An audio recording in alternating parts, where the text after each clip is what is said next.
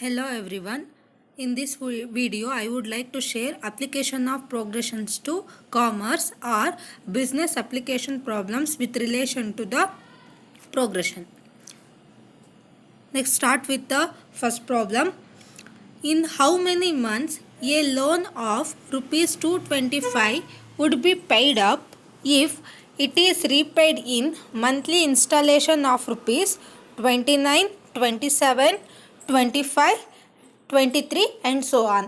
ನಾವು ಫಸ್ಟ್ ಇದರಲ್ಲಿ ಇದು ಯಾವುದು ರಿಲೇಟೆಡ್ ಅಂತ ನೋಡ್ಕೋಬೇಕು, ಅಂದರೆ ಅರ್ಥಮೆಟಿಕ್ ಪ್ರೋಗ್ರೆಷನ್ನು ಆರ್ ಜಿಯೋಮೆಟ್ರಿಕ್ ಪ್ರೋಗ್ರೆಷನ್ ಅಂತ ನೋಡ್ಕೋಬೇಕು. ಪ್ರಾಬ್ಲಮ್ ಇರೋದೇನಪ್ಪ ಅಂತಂದರೆ, in how many months A loan of rupees 225, ಅಂದರೆ ಅವನು 225 ರುಪೀಸ್ ಟೋಟಲ್ ಲೋನನ್ನು ರೀಪೇ ಮಾಡಬೇಕು. So in a monthly instalment of 29, 27, 25, 23 and so on. ಅಂದರೆ ಫಸ್ಟ್ ಮಂತಲ್ಲಿ 29, ನೆಕ್ಸ್ಟ್ ಮಂತಲ್ಲಿ 27, ಥರ್ಡ್ ಮಂತಲ್ಲಿ 25, ಫೋರ್ತ್ ಮಂತಲ್ಲಿ 23, ಇದೇ ಥರ ಮಂತ್ಲಿ ಇನ್ಸ್ಟಾಲ್ಮೆಂಟಲ್ಲಿ ಪೇ ಮಾಡ್ತಾನೆ.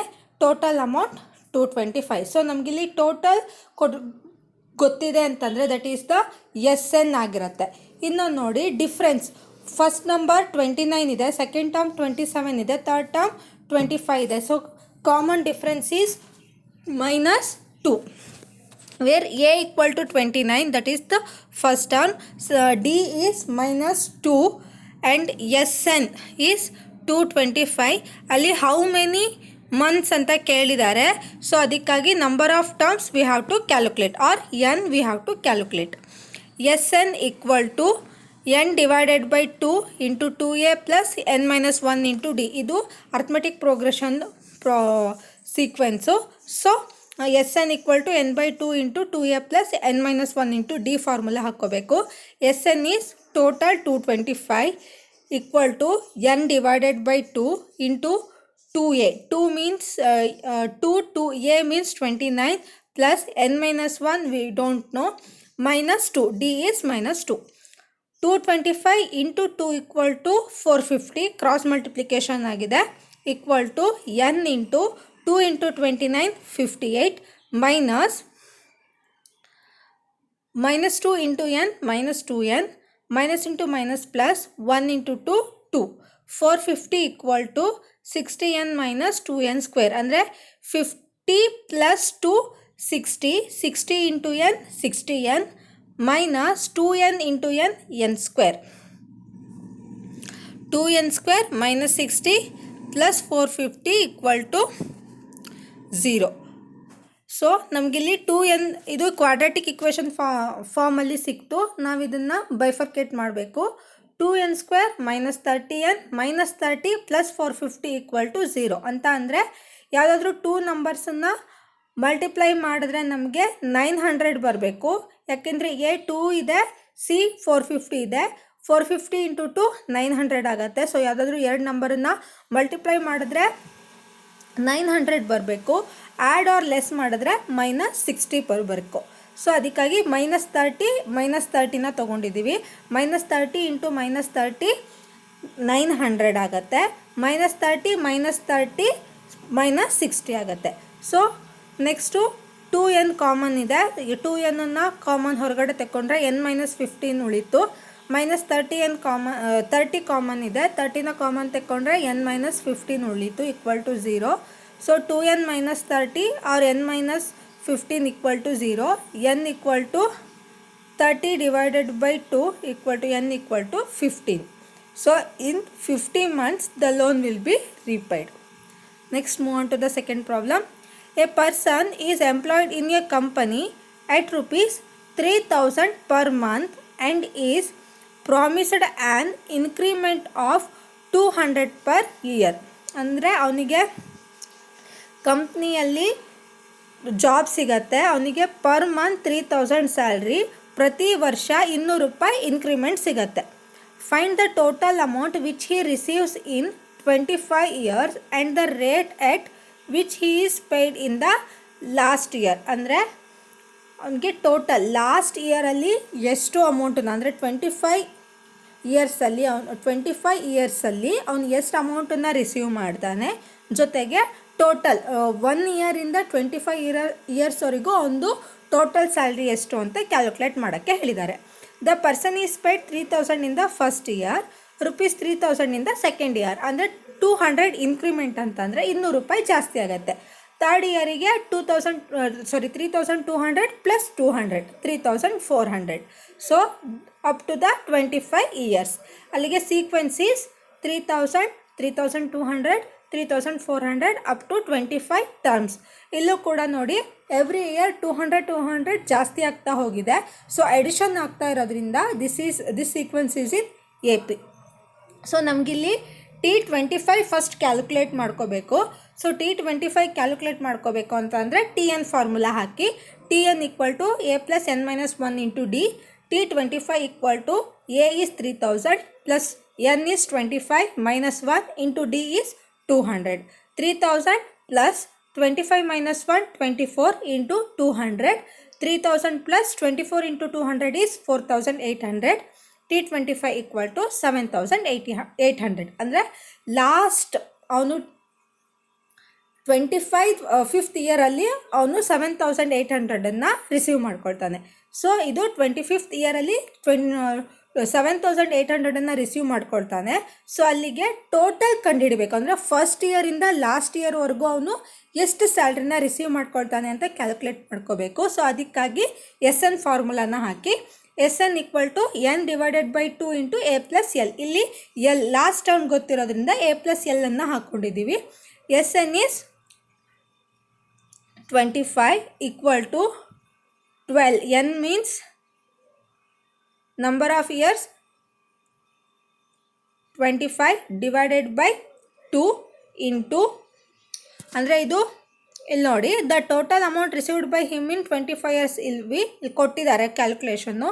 3000 into 12 months, 3200 into 12 months, 3400 into 12 months plus 7800 into 12 months. ಅಂದರೆ 1 ಮಂತ್ಲಿ ಸ್ಯಾಲ್ರಿ 3000. ಅಲ್ಲಿಗೆ 1 ಇಯರಲ್ಲಿ 12 ಮಂತ್ಸ್ ಇರುತ್ತೆ. ಸೊ ಎಲ್ಲದನ್ನು ನಾವು 12ಇಂದ ಮಲ್ಟಿಪ್ಲೈ ಮಾಡ್ಕೋಬೇಕು. ಸೊ ಇಲ್ಲಿ 12 ಹೆಂಗೆ ಬಂತಪ್ಪ ಅಂತಂದರೆ ನಾವು 1 ಮಂತ್ ಸ್ಯಾಲ್ರಿ ಕೊಟ್ಟಿದ್ದಾರೆ. ಸೊ 1 ಇಯರ್ಗೆ ಅಂತಂದರೆ 12ಇಂದ ಮಲ್ಟಿಪ್ಲೈ ಮಾಡ್ಕೋಬೇಕು. So 12 S25 equal to 12 into N by 2 means 25 divided by 2 into A 3000 plus L 7800. 25 into 12 divided by 25 into 10800. 12 into 25 divided by 2 into 10800 comes to 1,35,000 equal to rupees 16,20,000. He receives rupees 60,20,000 in total in his 25 years of employment. Next problem is 2 jobs are offered to Mr. A. ಅಂದರೆ mister ಎಗೆ 2 ಜಾಬಿಂದು offer ಬರುತ್ತೆ. In the first job, his starting salary is rupees 6,000. ಅಂದರೆ A 6,000 per month and increases annually by rupees 400. ಅಂದರೆ monthly 6,000 rupees salary ಸಿಗುತ್ತೆ. Yearly increment 400 ಸಿಗುತ್ತೆ. In the second job, the salary commences at 4,800 per month. ಅಂದರೆ on monthly salary 4,800 and increases annual increment rupees 600.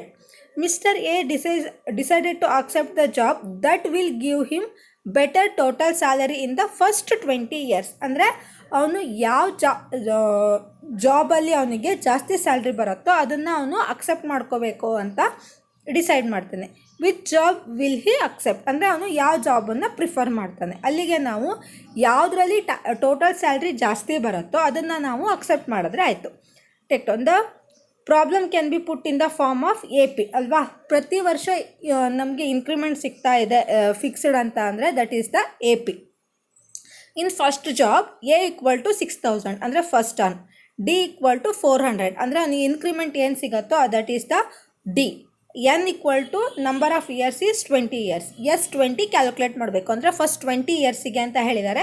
So S20 calculate ಮಾಡಬೇಕು. ಅದೇ ಥರ second ಜಾಬಲ್ಲೂ ಕೂಡ A 4,800, D 600, N 20, S20 we have to calculate.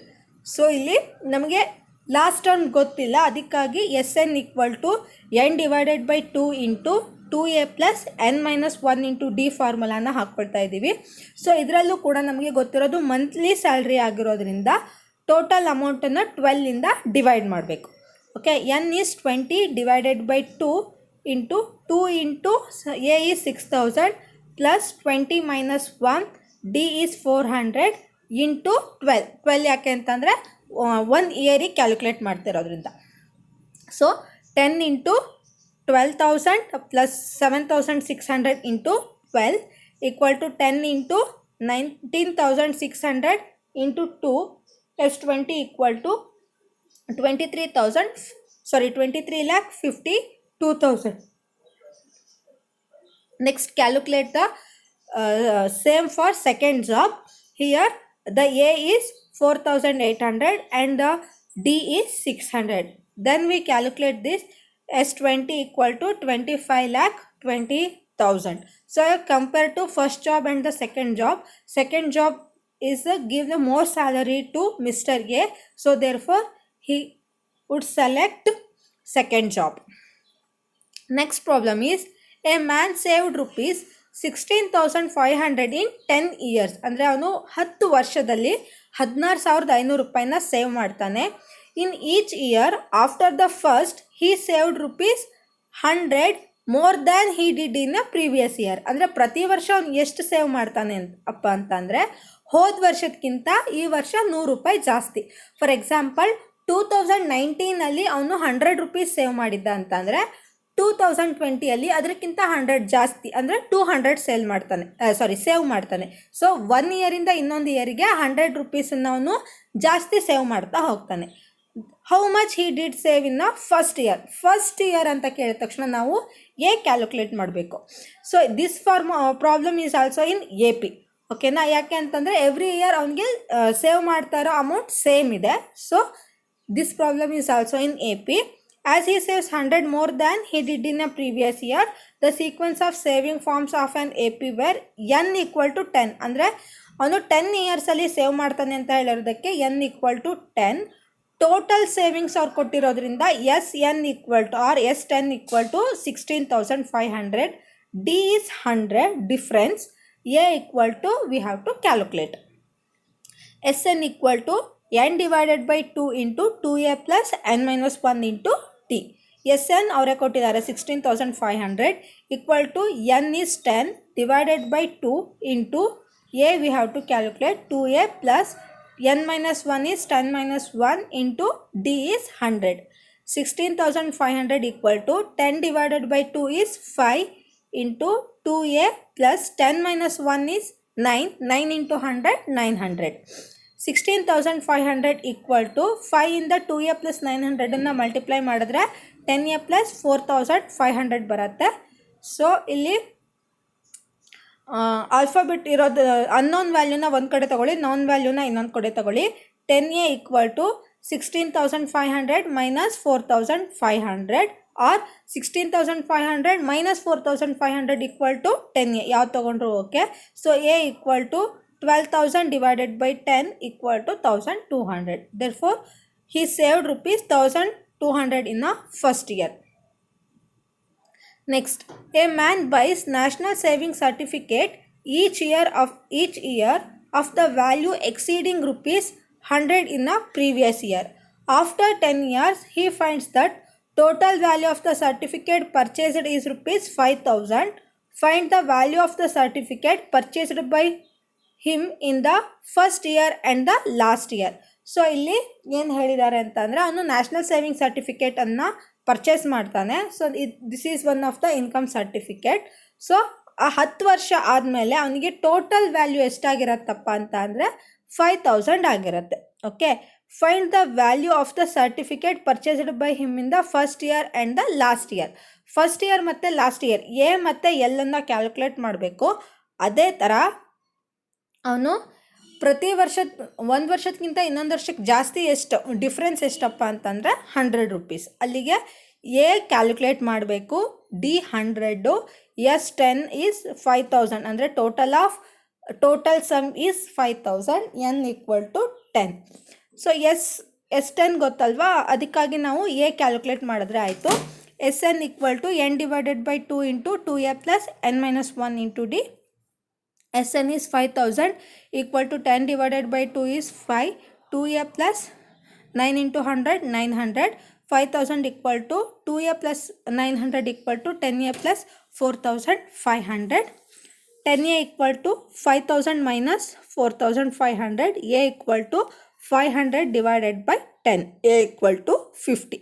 So he saved rupees 50 in the first year. First year ಸಿಕ್ತು. Last year calculate ಮಾಡಬೇಕು ಅಂತ ಅಂದರೆ ನಾವು t n calculate ಮಾಡಬೇಕು. T n equal to a plus n minus 1 into d. T10 ಅಂದರೆ ನಾವು 10th ಇಯರಿಗೆ calculate ಮಾಡಬೇಕಾಗಿರೋದ್ರಿಂದ T10 equal to a is 50 plus n is 10 minus 1 equal to 9, d equal to 100. So 50 plus 900 equal to 950. ಅಲ್ಲಿಗೆ ಅವನು first year 50 ರುಪೀಸನ್ನು save ಮಾಡ್ತಾನೆ, last year 950 ರುಪೀಸನ್ನು save ಮಾಡ್ತಾನೆ.